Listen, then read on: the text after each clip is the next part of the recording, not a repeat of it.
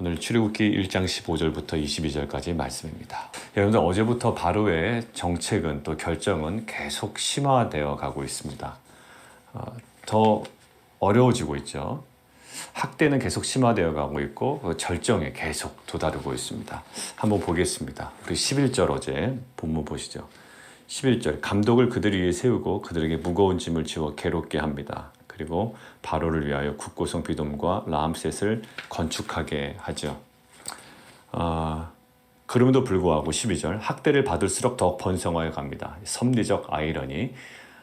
이 섭리적 아이러니라는 표현이 셀허머 교수님이 쓰셨는데 아마 그 교수님의 영향을 받아서인지 다른 학자들의 책에도 그 섭리적 아이러니라는 말은 없고요. 그 섭리적이라는 빼고 아이러니라는 말을 굉장히 많이 사용하더라고요. 아마 그 셀허머 교수님이 많은 사람들이 이제 참고를 하는 책인데 아마 거기서 이렇게 좀 영향을 받은 듯합니다.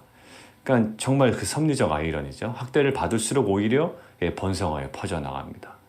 우리는 너무 이런 것들을 많이 봤기 때문에 당연한 것처럼 여기지만 출애굽기의 모티브는 굉장히 독특합니다. 자, 그래서 14절 더 심화되죠.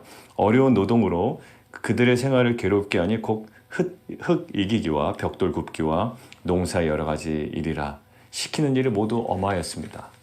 자, 단순한 억압에서 아주 혹독한 억압으로 옮겨가요. 그런데 16절 보십시오. 이제는 산파를 통한 이 살인 행위를 지금 저지르려고 하고 있습니다. 16절 히브리 여인을 위하여 해산을 도울 때에 자리를 살펴서 아들이거든 죽이고 딸이거든 살려두라. 죽이라는 거예요. 어제 이야기 나눴죠. 하나님의 생명의 사역에 맞서는 바로의 사역이 있습니다. 뭘까요? 죽음을 초래하는 정책을 펼친단 말이에요.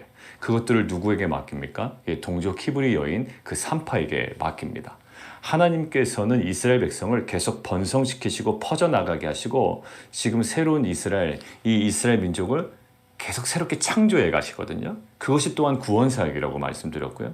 그런데 하나님의 이러한 새로운 창조 사역, 이 생명의 사역에 반대하고 저항하고 이 죽음을 초래하는 정책으로 계속 맞서고 있습니다. 자, 산파를 통한 살인 행위예요. 그런데 이것이 먹히지 않자 22절에 이제는 아주 노골적인 살인을 지시합니다. 자, 22절이에요. 그의 모든 백성에게 명령하여. 자, 15절에는 누구에게? 십브라라는 사람과 부하라는 두 여인에게 말합니다. 굉장히 제한적이고요. 좀 은밀하게 이루어지는 듯 하다가 22절에는 이것이 아주 공공연하게 모든 백성에게 명령하여 아들이거든 나일강에 그냥 던져버리라는 거예요. 나일강은요, 애국 사람들에게 생명의 젖줄입니다. 그들에게 생명의 젖줄에 사망의 그 죽음의 정책을 지금 펼치고 있어요. 그러나 오히려 그 죽음의 그 나일강으로 삼고자 했던 바로의 정책이 오히려 모세가 살아나는 계속 이 아이러니 현상이 벌어지고 있죠. 자, 아무튼 지금 학대가 계속 심화됩니다. 그리고 절정에 막 도달하기 시작해요. 이제 거의 끝에 와 있는 것 같습니다. 이게 어떻게 해요? 낳자마자 죽인다는데 이거 어떻게 저항합니까? 자, 그런데 바로의 핍박이 심해질수록 하나님의 그 창조의 사역, 하나님의 그 구원의 사역, 그것은 타격받는 것처럼 보여요. 왜? 아이들을 죽여야 되거든요. 그리고 남자아이들을 나일강에 던져야 됩니다. 그러니까 굉장히 하나님의 그 창조와 구원의 사역에 심한 타격을 받는 것처럼 보이지만, 그리고 위기가 정말 그들에게 닥치는 것처럼 보여지고 이거 손쓸 수 없는 상황까지 몰리는 것 같지만 지금 이 모든 것들은 무엇으로 감싸고 있다고요? 하나님의 그 주권적인 섭리적 아이러니로 이 모든 것들이 감싸지고 있어요. 자, 한번 보십니다. 이 하나님의 그 섭리적 아이러니, 이것의 핵심은 무엇이었을까요? 그냥 하나님께서 그 모든 것들을 아주 자연스럽게 이루신 것은 아니었습니다. 어제는 그랬어요. 어제는 그들에게 무거운 짐을 지우고 그들에게 학대를 가하며 가할수록 하나님께서 오히려 더 번성하게 하셨습니다. 아마 이스라엘 백성이 한 일은 그닥 드러나지 않아요. 14절 그들의 생활을 막 어렵게 합니다. 엄하게 해요. 그러나 하나님의 그 섭리적 아이러니는 주권적으로 역사합니다. 근데 오늘은 좀 달라요. 오늘은 이 하나님의 그 섭리적 아이러니가 무엇으로 드러나냐면, 자, 17절 보십시오. 17절 아들이거든 죽이고 딸이거든 살려두라. 라는 이 위기 상황 앞에 그러나 라는 접속사가 있죠. 그러니까 뭔가 또 다른 아이러니가 등장하는 거예요. 이 섭리적 아이러니의 가장 핵심적인 키가 오늘 뭐였냐면 산파들이 하나님을 두려워했다라는 거예요. 마치 여호수아서에 나오는 기생 라합 같아요. 기생 라합도요, 결국 이스라엘 백성의 그 여리고 정복 전쟁에서 그들은 희생당하고 죽어야 됩니다. 진멸 대상이거든요. 진멸 대상임에도 불구하고 하나님의 그 섭리적 아이러니가 등장해요. 자, 기생 라합이 어디에 등장하죠? 예수님의 족보에 등장한단 말이에요. 근데 그 모든 섭리적 아이러니 핵심 키가 뭐였습니까? 기생 라합이 뭐 예뻤나요? 기생 라합이 뭐 탁월했나요? 그만한 뭐가 없었습니다. 근데 가장 중요한 키, 가장 핵심적인 거 단 한 가지가 있었는데요. 그것들 하나님을 경외했다라는 거예요. 우리는 누구나 다 이러한 섭리적 아이러니를 꿈꿉니다. 그죠? 내가 이렇게 어렵지만, 우리가 가정 형편이 이렇게 좀 힘들지만, 남편과의 관계, 자녀와의 관계, 경제적인 어려움이 있지만, 이런 모든 출애굽기 오늘 나타나고 있는 이 섭리적 아이러니가 우리의 삶 가운데 일어나기를 원합니다 라고 하지만, 사실 그 모든 섭리적 아이러니가 전환되는 모든 중요한 그 지점에 오늘 등장하는 게 있다고요. 17절 하나님을 두려워하고요. 21절 산파들은 하나님을 경외했다라고 해요. 맞습니다. 오늘 산파는 또 기생 라합은 하나님을 두려워하고 하나님을 경외했던 자였어요. 여러분들 그 십자가도 보시면 십자가가 결국 뭘까요? 섭리적 아이러니의 절정 아닙니까? 그들은 죽였다고 생각하고 죽음이고 저주의 상징이거든요. 어떻게 보면 그 당시에는 재론의 여지가 없는 거예요. 십자가에서 매달려 죽었다? 이것들은 상상하기조차 힘든 겁니다. 저주 그 자체예요. 그런데 그곳에 결국 무엇이 임하죠? 생명과 부활이 임합니다. 이게 무엇으로 설명이 가능할까요? 그 하나님의 그 섭리적 아이러니, 출애굽기에 나타나고 십자가에 나타났던 그 섭리적 아이러니. 우리 가운데서 가정과 관계의 어려움이 실은 있을 수 있어요. 내 의지와 상관없습니다. 나는 열심히 또 하나님께 진실되게 또 신실하게 정말로 정결하게 살아가려고 하지만 나의 그 의지와 나의 그 바람과는 상관없이 상황적으로 막 밀려 들어올 때가 있거든요. 나는 그 사람에게 참 선의로 다가가는데 막 이것들을 그렇지 않게 보고 뭔가 이렇게 불편한 관계, 그 관계적인 어려움뿐만 아니라 내가 정말 열심히 살아가려고 하는데 그에 합당하지 않은 경제적인 어려움, 뭐 여러 가지가 있을 수가 있습니다. 내가 열심히 노력했지만 노력한 만큼 얻어지지 않는 결과, 뭐 여러 가지 많은 것들이 있을 수 있겠죠. 그 모든 것들이 극단으로 치닫고 있을 때 우리는 무엇을 할까요? 섭리적 아이러니를 기대합니다. 왜? 하나님은 살아계시고 하나님은 모든 것들을, 그 요셉도 마찬가지 아니에요? 요셉이 팔렸지만 하나님은 그것을 선으로 바꾸사 많은 백성의 생명을 구원하게 하셨습니다라는 그 섭리적 아이러니를 통한 구속사, 이것들을 계속 꿈꾸고 있다고요. 그러니까 이 섭리적 아이러니를 통한 구속사를 꿈꾸는 자에게 오늘 어떠한 자세가 필요하냐라고 했을 때 오늘 이 부분인 것 같아요.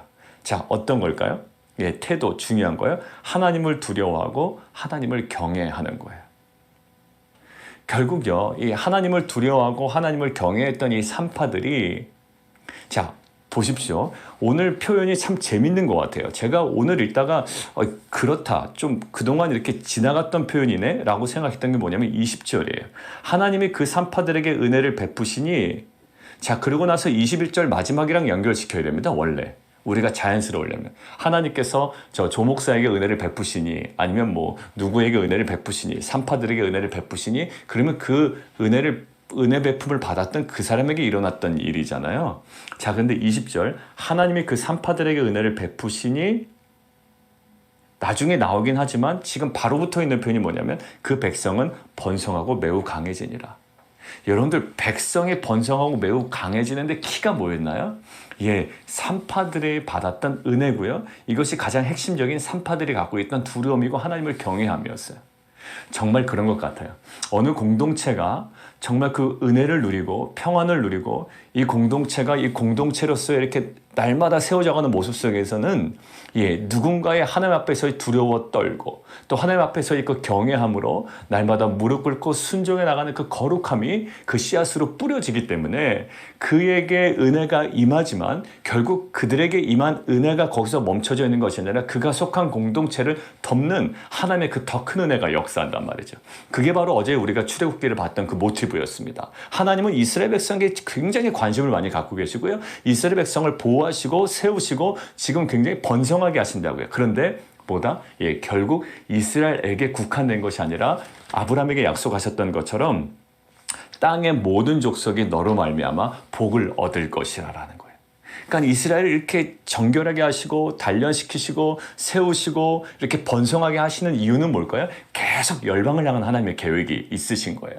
이 산파들에게 믿음을 허락하시고 은혜를 부어주시고 하는 목적이 뭐였다고요? 이 산파들의 가정을 위한 목적이 아니라 이 산파들을 통하여 이스라엘 백성, 그 백성을 번성하고 매우 강하게 하시려는 하나님의 그 구속사가 계속 그 안에 감싸고 있어요. 여러분들, 우리 안에 그 직업과 사업과 여러 가지 가정의 형편이 나아지고 평안하고 회복되고 이 모든 것들이 어딜까요?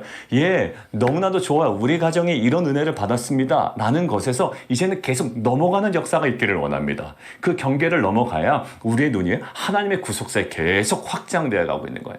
여러분들, 꿈이 크다라는 건 뭘까요? 돈이 많은 것, 높은 지위에 올라가는 것이 꿈이 많은 것이 아니라 꿈이 크다라는 것은 지경이 넓어지는 거예요.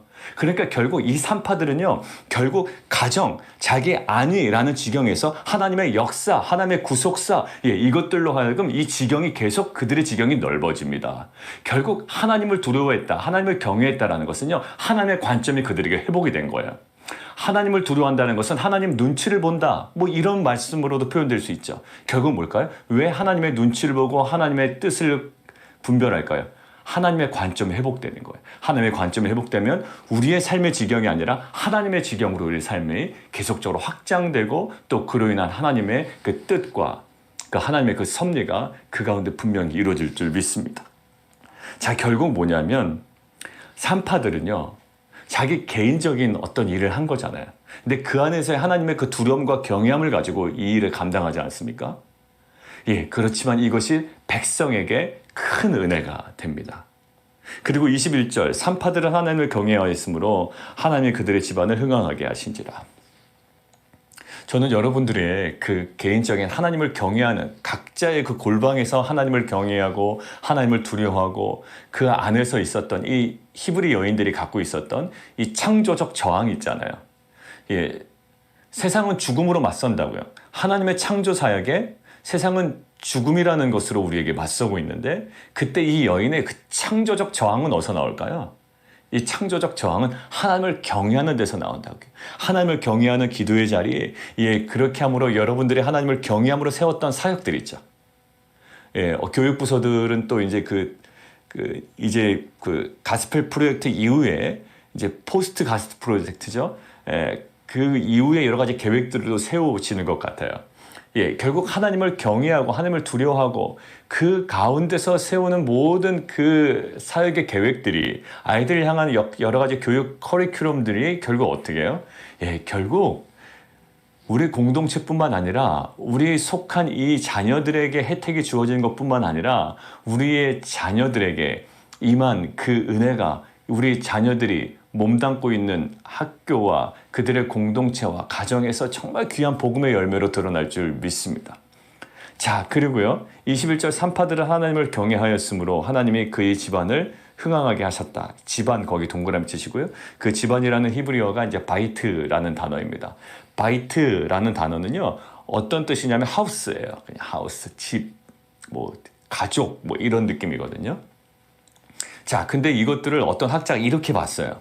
자, 바로라는 뜻이, 바로라는 뜻이 실제로 어떤 뜻이냐면 큰 집이라는 뜻이래요. 큰 집.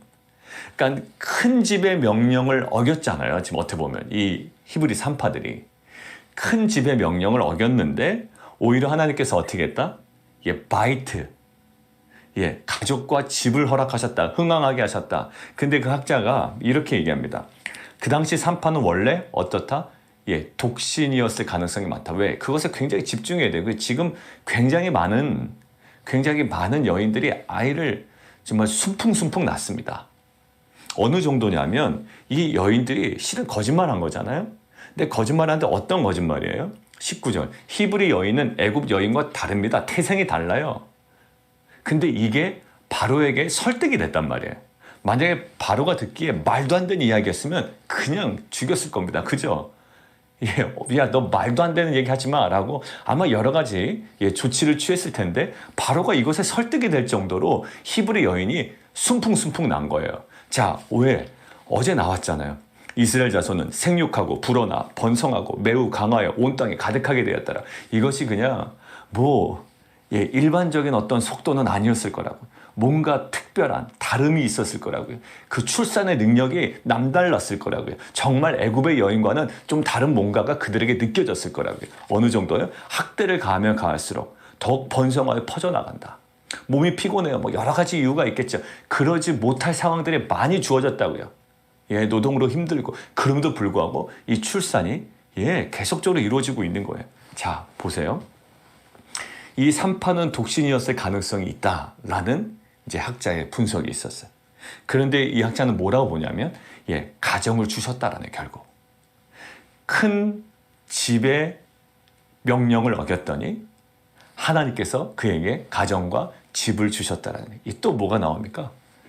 또 섭리적 아이러니가 나오죠. 근데 이 섭리적 아이러니가 결정적으로 이루어진 게 뭘까요?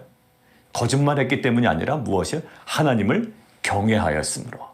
정말 우리가 섭리적 아이러니를 꿈꿔요. 대부분 우리가 기독교 안에서 꿈꾸는 게 바로 그거 아닙니까? 하나님, 지금 어렵지만, 내가 병에 걸렸지만, 내가 가정적으로 어렵지만, 관계가 지금 꼬였지만, 또 남편과의 관계, 자녀와의 관계, 또 사업과 직장에서 여러 가지 어렵지만, 그래서 하나님께서 이것들을 선으로 바꾸사, 이런 섭리적 아이러니를 꿈꾸고 기도하는 거 아닙니까? 근데 그것의 중요한 키가 다시 한번 강조돼요.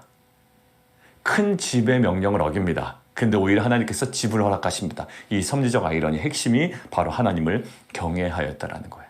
그래서 잠언 1장 7절에 우리가 지금 맥체인 성경 읽고 있잖아요. 근데 잠언 1장 7절에 뭐라고 나와 있습니까? 여호와를 경외하는 것이 지식의 근본이다. 결국 이 여인들이 갖고 있었던 창조적 저항이죠. 이 창조적 저항은 굉장히 중요한 아이디어입니다.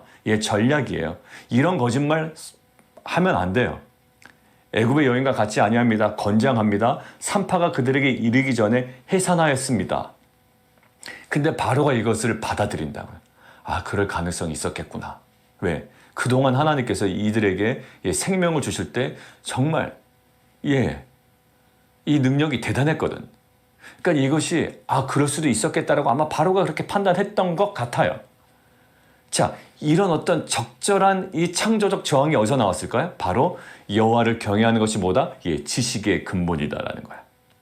결국 이 섭리적 아이러니를 경험할 수 있는 키도 이 여호와의 경외함이었고, 여호와를 경외하는 것이었고, 이 창조적 저항이라는 정말 어떻게 보면 기가 막힌 어떤 이런 변명과 이유도 결국 여호와를 경외하는 데서 나온 지혜와 지식의 산물이었다라는 거예요. 사랑하는 성도 여러분들, 오늘 이 여인을 주목하십시오. 여인의 이름이 나옵니까? 안 나옵니까? 나옵니다.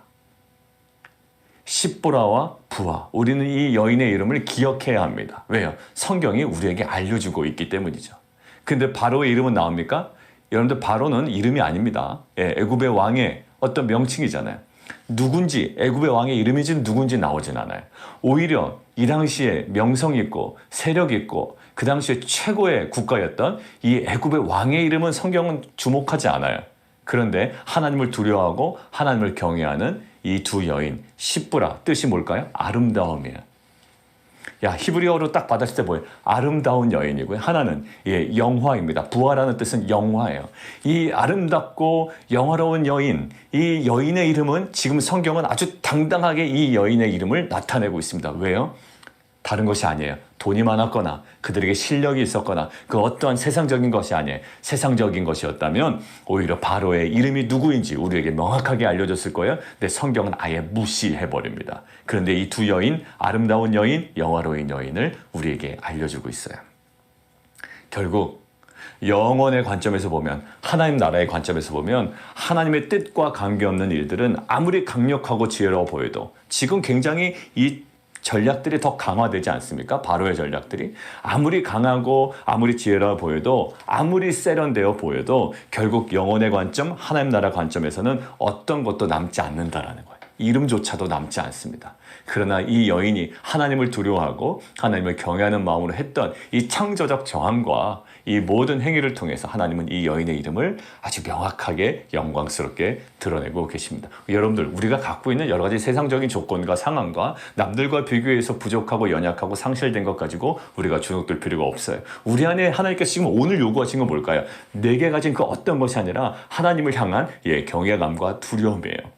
라합이 그랬습니다. 라합이 그랬던 여인이, 죽을 수밖에 없었던 여인이, 그리고 여리고성에서 그냥 진멸당할 때 진멸의 대상밖에 되지 않았던 여인이 이제 예수님의 그 족보의 마태복음에 오르잖아요.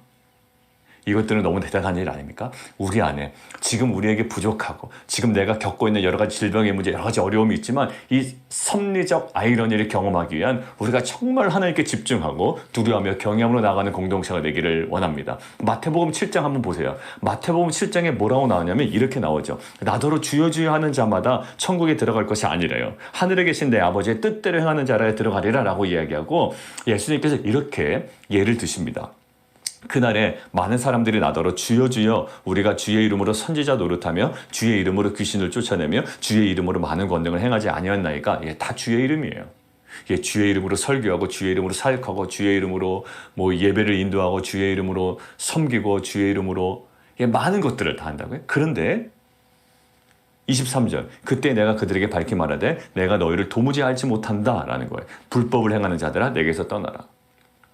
결국 하나님의 뜻과 관계없는 일들은 아무리 강력하고 아무리 주의 이름을 했다고 해도 하나님의 뜻과 하나님의 마음과 하나님을 경외함이 없고 하나님을 두려움이 없는 그 모든 일들은 흔적도 남지 않아요. 뭐라고요? 그 일조차 기억을 못 하시는 게 아니라 도무지 내가 너희를 알지 못한다라고 하는 거예요. 하나님은 굉장히 내 사역을 주목하는 줄 알았다고요. 사람들이 칭찬하고 사람들이 박수치고 이러니까 얼마나 박수 쳤겠습니까? 주의 이름은 선지자 노릇도 하니까 선지자 대접도 받았을 것이고, 귀신을 쫓아내니까 그에 응당한 또 여러 가지 많은 것들을 또 대접했을 것이며, 많은 권능을 행하니까 얼마나 주목했어요. 그런데 주님은 뭐라고 그러세요? 그 일조차도, 그리고 그가 누구인지조차도 내가 도무지 알지 못한다라고 이야기해요. 그러고 보니 북이스라엘에 우리가 구약을 설명하고 있는 북이스라엘 왕들이 갑자기 생각이 나는 거예요. 북이스라엘 왕들도 마찬가지예요. 여러분들 그 오므리 왕조 기억하시죠? 오므리 왕조는 세속적인 영역에서는 굉장히 주목하던 왕조였습니다. 왜? 지금 수도도 바꿔요. 사마리아로. 디르샤 나오다가 갑자기 사마리아로 수도가 천도되죠. 바뀌죠. 그 다음에 강력한 영토가 확장되고 힘이 있었던, 파워가 있었던 왕조인데 성경은 그거 주목하지도 않아요. 1도 관심이 없어요. 성경은 어디요? 지금 오므리 왕조 아합, 그 다음에 아하시아와 요람으로 이루어지는 그 오므리 왕조의 대대 흐르는 뭐에 주목하죠? 지금 바알 신앙을 끌어들이고 지금 여로보암의 죄가 거기에 완전 뿌리 깊게 내려져 있는 것을 개탄을 금치 못하는 거예요. 결국 뭐냐면 아무리 강력하고 아무리 지혜로우고 아무리 주목할 만한 사실이 있다 하더라도 결국 하나님의 뜻과 관련 없는 일들은 1도 기억이 안 되고 주목하지 않고 오늘 바로의 이름이 기록되지 않은 것처럼, 그런 하나님을 경외하고 하나님을 두려워하는 이 여인의 정말 이 창조적 저항이, 이 경외함에서 나오는 이 지식이 이것을 통하여 이스라엘 민족에게 은혜가 임하며 또 성경이 주목하고 지금 수천 년이 지난 우리에게도 주목되는 여인으로 우리에게 다가오고 있습니다. 결국 우리에게 이 모든 이 섭리적 아이러니를 꿈꾸는 우리에게, 왜냐하면 출애굽기부터 초반부터 이제 섭리적 아이러니가 등장하기 시작했습니다. 이것들은 계속 나올 거예요. 지금 10가지 재앙 끝까지 거부하고 마지막에 또 쫓아오는 이 모든 애굽의 그 모든 아주 끈질긴 그 저항 앞에 하나님께서는 하나하나 하나님의 그 섭리를 이루실 겁니다. 그러나 이스라엘 백성에게, 그리고 우리에게 요구되는 것이 있어요. 오늘 단 한 가지입니다. 하나님을 두려워하고 하나님을 경외하는 거예요. 그것이 하나님의 뜻을 알아가는 것이며 하나님의 지경으로 우리가 확장되어가는 정말 중요한 핵심적인 우리의 태도와 자세가 될 줄 믿습니다. 이 시간 함께 좀 기도하며 나아가도록 하겠습니다. 오늘 학대가 계속 심화됩니다. 어제부터 심화된 학대가 이제는 살인으로 이어지죠. 이제 3·8을 통한 살인에서 노골적 살인은 계속 상승하고 심화되어 가고 있습니다. 그런데 그것이 심하면 심할수록 또 하나님의 창조의 구원 사역은 타격받는 것처럼 우리가 느낄 수 있지만, 또 위기로 여겨지지만 결국 하나님의 그 섭리적 아이러니로 지금 감싸고 있고요. 그것들이 하나하나 이루어지고 있습니다. 거기에 그 결정적인 역할을 한 두 여인이 나와요. 그 산파들입니다. 실은 그 당시에 아무도 주목하지 않았던 사람들이었을 거예요. 그런데 이 시브라 그리고 부아라는 그 여인의 이름이 아주 영광스럽게 등장하고요. 이 여인의 하나님을 향한 두려움 그리고 하나님을 향한 경외함으로 그 백성은 번성하고 매우 강화해지며 오히려 그 집안도 흥황하게 됩니다. 우리 가운데 하나님의 뜻과 관련 없는 일들에 우리가 정말 하나님 우리가 거기에 매여 있지 않게 하시고 오히려 우리가 하나님을 철저하게 두려워하고 하나님을 경외하는 것 그것이 우리의 지식의 근본임을 알아 우리에게 주어진 여러 가지 위기 상황 가운데 우리에게도 정말 세상을 향하여 정말 어떤 그 수능이 아니라 단순한 수능이 아니라 그 단순한 저항이 아니라 오늘 이 여인들에게 보여줬던 그 창조적 저항이 하나님을 경외하는 그 지식으로 말미암아 우리 가운데 좀 삶으로 사라지는 귀한 은혜가 있게 해주시고 그로 인하여 하나님 우리 가운데 하나님께서 펼치시는 이 섭리적 아이러니를 통한 구속사가 우리의 삶 가운데 오늘도 경험되어지는 은혜가 있게 하여 주옵소서. 우리 함께 기도하며 나가도록 하겠습니다. 우리 또 함께 기도할까요? 오늘 어찌 보면 이 강력한 자의 전략은 다 무너지고요. 연약한 여인입니다. 산파 사회적으로 그렇게 영향력이 있었을까요? 그렇지 않았을 거예요. 그런데 오늘 하나님이 일하시는 거 보십시오. 하나님은 이스라엘 백성의 어떤 남자들을 사용하신 게 아니에요. 지금 이스라엘 백성의 용맹스러운 사람들을 통하여 바로와 저항하게 하신 게 아니에요. 누구예요? 이스라엘 백성의 그것도 여인들, 산파들을 통하여 이것들을 행하십니다. 가장 연약한 자를 통해서 전체를 복주신다고요. 그 백성은 번성하고 매우 강해진다. 이것이 하나님 나라의 어떻게 보면 기존은 우리가 갖고 있었던 것들을 깨는 새로움이에요. 가장 연약한 자를 통해 전체를 복주셔요. 근데 연약하기 때문에 복을 주신 것이 아니라 그 연약한 자에게 있었던 뭘까? 두려움과 경외감이 우리 안에 회복되어야 되는 것이 바로 이겁니다. 하나님 우리에게 이러한 이게 바로 신앙 아닌가요? 이게 바로 믿음일 거라고요. 하나님 이런 하나님을 경외하는 신앙이 그러한 믿음이 우리 가운데 회복되게 하여 주옵소서. 우리 함께 다시 한번 기도하며 나가도록 하겠습니다. 우리 좀 계속 기도할 때 우리 이종호 선교사님 폐암 회복과 또 이현수 선교사님 그 스트로크 그 이후에 회복과 재활 과정을 놓고 우리가 좀 기도했으면 좋겠고요. 그다음에 그 저희 형님 그 항암 지금 계속 진행되는 과정 속에 또 회복을 위해서 기도해 주시고 또 우리 승주 형제 또 그다음에 저스틴 이제 4월에 이번에 또 검진을 받게 되고 체크를 하게 되는데 지금 이렇게 볼 때마다 이렇게 잘 먹으라고 많이 먹으라고 이렇게 격려하고 해주고 있고 성도님들도 많이 관심을 갖고 기도해주고 계신데 우리 저스틴 위해서 좀 기도했으면 좋겠습니다. 그리고 우리 은혜 위해서 수면장애 치유될 수 있도록 우리 정말 성도님들 우리 자녀분들 위해서 우리가 좀 기도했으면 좋겠고요. 또 여러 가지 그 직장과 또 사업에서 기도 제목들이 있습니다. 우리 이혜경 권사님 또 새로운 인력들 또 필요하고 또 혜원 집사님네는 이제 그 앞뒤로 시간이 많이 늘어났죠. 이제 영업 시간이 늘어났습니다. 이렇게 여러 가지 방역이나 여러 가지 안전 또 그것들을 감당할 수 있는 능력과 또 하나님을 경외함으로 이 사업들을 감당할 수 있도록 그 외에 우리 또 사업 가운데 있는 또 진행하고 계신 우리 모든 성도님들 위해서 좀 기도해 주시고요. 또 건강 때문에 우리 기도하고 계시는 우리 미셸 집사님 또 최영승 원사님 또 우리 계속적으로 우리가 기도 필요한 우리 배재환 우리 그 권사님 우리 최홍미 권사님 우리 어머니 위해서 그 수술 이후에 그 좀 깨끗하게 그 모든 것들이 정말 증상이 되는 것들이 회복되어질 수 있도록 우리가 좀 기도했으면 좋겠습니다. 기도 제목이 사실 계속 많죠. 그러나 우리에게 하나님께서 기도를 시키시고 또 그 안에 하나님의 그 선한 것들을 우리에게 허락하실 줄 믿습니다. 우리 함께 좀 기도하고요 나아가도록 하겠습니다.